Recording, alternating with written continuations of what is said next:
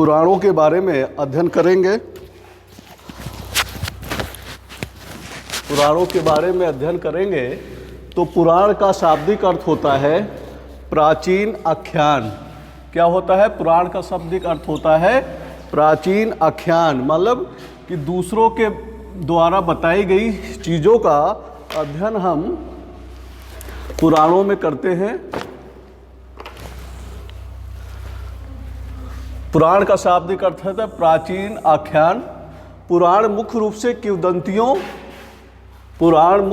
किंवदंतियों और अनुश्रुतियों पर आधारित होता है। मतलब अनुश्रुतियों पर आधारित होता है, इसका मतलब क्या होता है कि दूसरे की कही गई बातों को, पौराणिक ग्रंथों में जो दूसरे के कही गई बातों को रखा गया है, उसमें बड़े बड़े गुरुओं के, संतों के बातों को उस पुराणों में रखा गया है। इसी को हम क्या कहते हैं? पुराण कहते हैं। तो पुराण का शाब्दिक अर्थ है प्राचीन आख्यान, मुख्य रूप से किंवदंतियों एवं अनुश्रुतियों पर आधारित है। पुराणों के संकलनकर्ता लोमहर्षि ऋषि, इसको याद करना है, लोमहर्षि ऋषि जी थे। पुराणों के संकलनकर्ता लोमहर्षि ऋषि और उनके पुत्र उग्रसर्वा माने जाते हैं। माने इनका योगदान पुराणों में ज़्यादा योगदान है। मतलब पुराणों के संकलनकर्ता, मतलब सब जब व्यवस्थित किए तो उन्होंने पूरा लिखा। कौन कौन लिखे? लोमहर्षि ऋषि और उनके पुत्र उग्रसर्वा विशेष रूप से माने जाते हैं। यह माना जाता है कि पुराणों का संकलन जो हुआ था 5वीं सदी ईसा पूर्व से लेकर 5वीं सदी ईस्वी तक के बीच माना जाता है। पुराणों का संकलन करता 5वीं सदी ईसा पूर्व से 5वीं सदी ईस्वी के बीच माना जाता है। लेकिन अधिकांश पुराणों की रचना तीसरी और चौथी सदी ईस्वी के बीच माना जाता है। पुराणों की अधिकांश रचना जो हुई है वो तीसरी और चौथी सदी ईस्वी के बीच माना जाता है। और पुराणों की संख्या 18 मानी जाती है। पुराणों की संख्या 18 मानी जाती है। उसी प्रकार से भीष्म पर्व क्या है, उसकी भी संख्या 18 है, याद हो जाएगा है।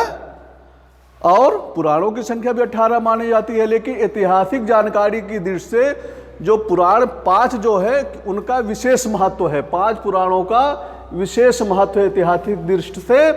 कौन कौन से महत्व है? एक है विष्णु पुराण। विष्णु पुराण में मौर्य वंश की जानकारी मिलती है। जब आगे चलकर हम पढ़ाएंगे मौर्य वंश में संस्थापक चंद्रगुप्त मौर्य थे। उनका गुरु चाणक्य था, जिनका कौटिल्य नाम था। तो हम चंद्रगुप्त मौर्य को पढ़ेंगे, बिंदुसार को पढ़ेंगे, अशोक के पढ़ेंगे। यही अशोक बाद में राष्ट्रीय सम्राट बनता है। ये एक सूत्र में बांधने का प्रयास किया है अशोक, जिसका हम मध्यकाल में अकबर से तुलना करते हैं। महान सम्राटों में अशोक और अकबर का नाम आता है। तो हम जब ये कहाँ घटना मिलती है? सबसे पहले विष्णु पुराण में। विष्णु पुराण में मौर्य वंश की जानकारी समय समय पर मिलती रहती है। उसके बाद दूसरी महत्वपूर्ण कौन सी है? मत्स्य पुराण। मत्स्य पुराण में हम शिशुनाग वंश के बारे में पढ़ते हैं, शुंग वंश के बारे में पढ़ते हैं और सातवाहन वंश के बारे में पढ़ते हैं। और प्रारंभिक गुप्तों के बारे में भी जानकारी हमें कहाँ से मिलती है? मत्स्य पुराण से मिलती है। मत्स्य पुराण में किन किन वंशों की जानकारी मिलती है? शुंग वंश का, शिशुनाग वंश का, सातवाहन वंश का और प्रारंभिक गुप्तों के बारे में जानकारी मिलती है कि प्रारंभिक गुप्त के संस्थापक कौन थे या उनका स्रोत क्या था, उनके आदि पुरुष कौन थे। इन सब की जानकारी हमें मत्स्य पुराण से मिलता है। वायु पुराण से हमें गुप्त वंश की विस्तृत जानकारी मिलती है। गुप्त वंश की विस्तृत जानकारी हमें कहाँ मिलती है? वायु पुराण में मिलती है। जिस प्रकार से अवतारवाद की शुद्ध संकल्पना शतपथ ब्राह्मण में मिलती है, लेकिन उसका डेवलप रूप, विस्तार रूप कहाँ मिलता है? श्रीमद् भागवत गीता में मिलता है। वैसे ही मत्स्य पुराण में गुप्त वंश की प्रारंभिक शासकों के बारे में जानकारी मिलती है, प्रारंभिक गुप्त वंशों के बारे में जानकारी मिलती है, लेकिन इसका डेवलप पूरा जो हुआ है वो पूरी जानकारी हमें वायु पुराण से मिलती है। वायु पुराण में गुप्त वंश की विस्तृत जानकारी मिलती है, पूरे वंश के बारे में, कौन कौन से सम्राट हुए थे, कौन कौन राजा हुए, उसमें चंद्रगुप्त प्रथम का नाम आएगा, चंद्रगुप्त द्वितीय का नाम आएगा, समुद्रगुप्त जिसे भारत का नेपोलियन कहा जाता है, इनको हम पढ़ेंगे। जब हम गुप्त साम्राज्य डिटेल पढ़ाएंगे तो ये भारत का स्वर्ण काल माना जाता है, हिंदू धर्म के लिए भी स्वर्ण काल माना जाता है। यहीं से ब्रह्मा विष्णु महेश तीनों की मंदिर विस्तार रूप से बनना शुरू हुआ, बड़े बड़े मंदिर बनने शुरू हुए। तो हिंदू साम्राज्य का स्वर्ण काल अगर कहा जाए तो हम गुप्त काल को कह सकते हैं। गुप्त काल साहित्य काल में भी स्वर्ण काल था और स्थापत्य कला में भी स्वर्ण काल माना जाता है, यानी कि हिंदू धर्म संस्कृत का भी अगर स्वर्ण काल माना जाए कहा जाए तो गुप्त काल को ही माना जाता है कि जो गुप्त काल आते आते राजतंत्र मजबूती प्रदान कर लिया था और एक हिसाब से शांत व्यवस्था भी स्थापित करने में गुप्त वंश के शासक सफल रहे, इसलिए बड़े पैमाने पर उत्थान होता है और इस मतलब मंदिर की कल्पना लोगों में आ रहा, विष्णु महेश इन सब की मूर्तियां बनने लगी थी, दुर्गा जी की मूर्तियां बनने लगी थी, आदि शक्ति की मूर्तियां बनने लगी थी और हिंदू धर्म का चरमोत्कर्ष काल अगर कहा जाए तो हम गुप्त काल को कह सकते हैं। अब आते हैं भागवत पुराण। भागवत पुराण में विविध धार्मिक संप्रदायों की जानकारी मिलती है। विविध धार्मिक संप्रदाय अलग जैसे हुए थे, जैन धर्म, बौद्ध धर्म और इसके अतिरिक्त बहुत से है, उन सब अलग अलग धार्मिक संप्रदायों के विकास की भी जानकारी मिलती है। कहाँ से मिलती है? भागवत पुराण से। अगला है भागवत पुराण में विविध धार्मिक संप्रदाय के विकास की जानकारी मिलती है। अलग अलग धार्मिक संप्रदाय कैसे बने? भाई हिंदू धर्म में जो जात व्यवस्था थी, छुआछूत थी, उसकी बुराई उसको दूर करने के लिए ही जैन धर्म और बौद्ध धर्म का प्रादुर्भाव हुआ। मध्यकाल में आते आते सिख धर्म का उदय हुआ।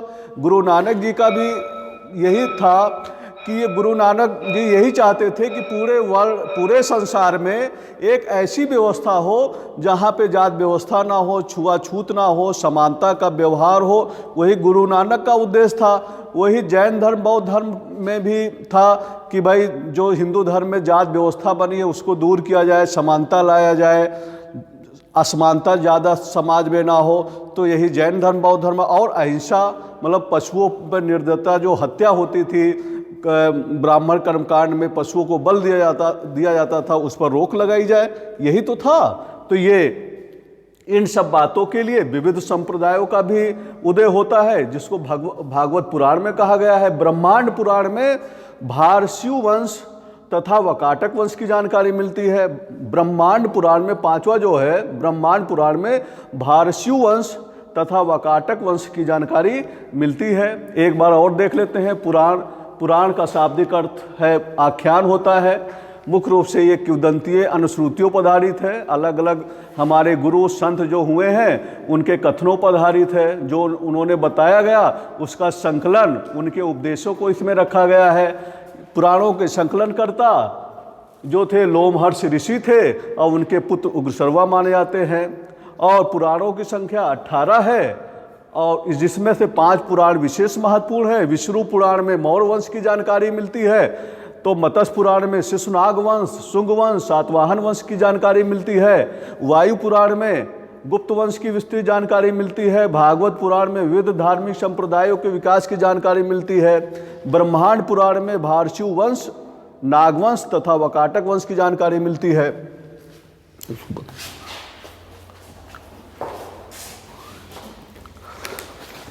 हमें भी चेहरा आगे लिखो बेटा जल्दी से।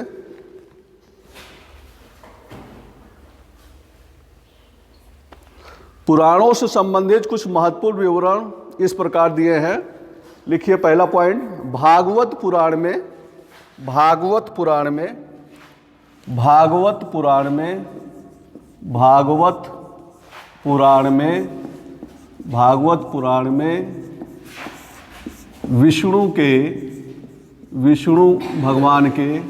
विष्णु भगवान के अवतारों के बारे में बताया गया है।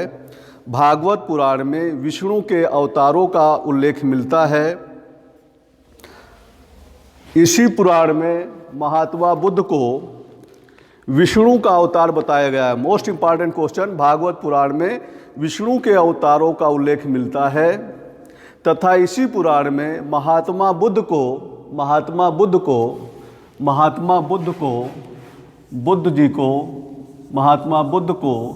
विष्णु का अवतार बताया गया है। विष्णु का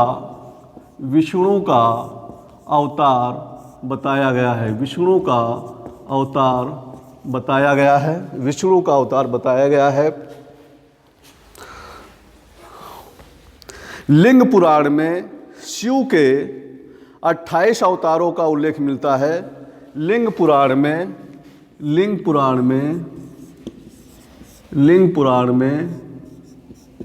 लिखिए, लिंग पुराण में शिव भगवान के 28 अवतारों का उल्लेख मिलता है।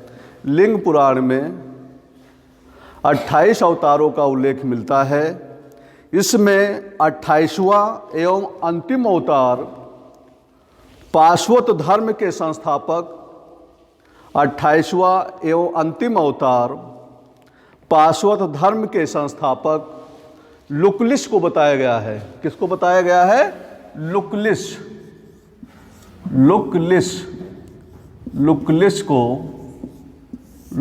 को बताया गया है। लुक्लिश को बताया गया है। लुक्लिश गुजरात के कायहा वरोहन नामक स्थान पर अवतरित हुए थे। कायहा वरोहन नामक स्थान पर अवतरित हुए थे।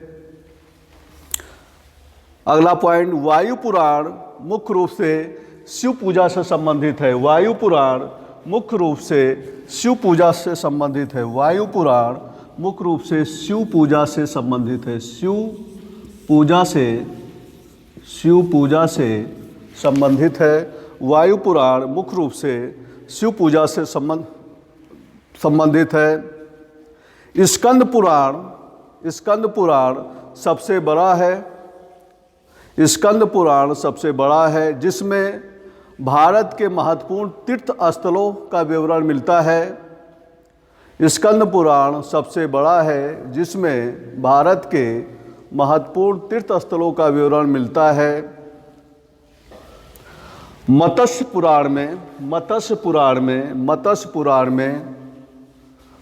पुराण में शिवलिंग की पूजा मिलती है। मत्स्य पुराण में शिवलिंग की पूजा मिलती है। मोस्ट इंपॉर्टेंट, मत्स्य पुराण में शिवलिंग की पूजा मिलती है।